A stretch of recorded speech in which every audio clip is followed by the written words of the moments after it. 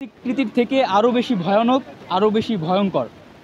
আচ্ছা, আপনি এই যে ফিলিস্তাইনের যে পতাকা নিয়ে যে পাঞ্জাবির মাধ্যমে কি বার্তা দিতে চান বিশ্ববাসীর কাছে?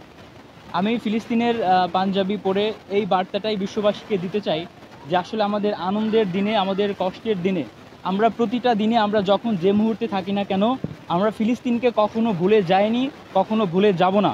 আমরা সবসময় ফিলিস্তিনকে স্মরণ করি, সবসময় ফিলিস্তিনকে সমর্থন করি এবং সবসময় সমর্থন করে যাব। জি, ধন্যবাদ আপনাকে। দর্শক,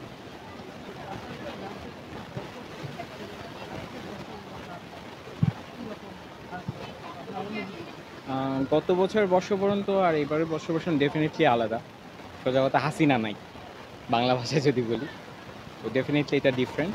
আর এবার যেটা ভালো লাগছে, প্রত্যেক বছর একটা তর্ক হয়, মঙ্গল শোভাযাত্রা, আনন্দ শোভাযাত্রা, অনেক লেখালেখি। সো এই কেওয়াজটা মনে হয় একটু কম হয়েছে। এটা একটা ভালো জিনিস। আর আরেকটা জিনিস হচ্ছে যে এবারের মঙ্গল শোভাযাত্রায় ডেফিনেটলি ছাত্রলীগ পোড়ায় দিল শেখ হাসিনার মোটিভটা। ওই এক রাতের মধ্যে ওরা এমন একটা জিনিস দাঁড় করালো, এটা ডেফিনেটলি থ্যাঙ্কস পাবে চারুকলার কালচারাল মিনিস্ট্রি। আর ভালো লাগছে হচ্ছে কি বলে, এইবার অন্যান্যবার মঙ্গল শোভাযাত্রা শুধু মোটিভের উপরে ফোকাস করা হয়, এবার দেখা গেছে বেশিরভাগ ওই বিভিন্ন জাতিগোষ্ঠী, চাকমা, মারমা, সাঁওতাল, তাদের কালচারটাকে তুলে নিয়ে আসছে। এইটা খুব পজিটিভ জিনিস হিসেবে দেখতেছি আমি। কারণ আমাদের মধ্যে যে কালচারাল গ্যাপটা আছে, এই কালচারাল গ্যাপটা মেটানোর জন্য আসলে এই ইফোর্টটা খুব জরুরি ছিল। সো আই হোপ পরবর্তী সময়গুলোতে এই জিনিসটা ক্যারি করবে।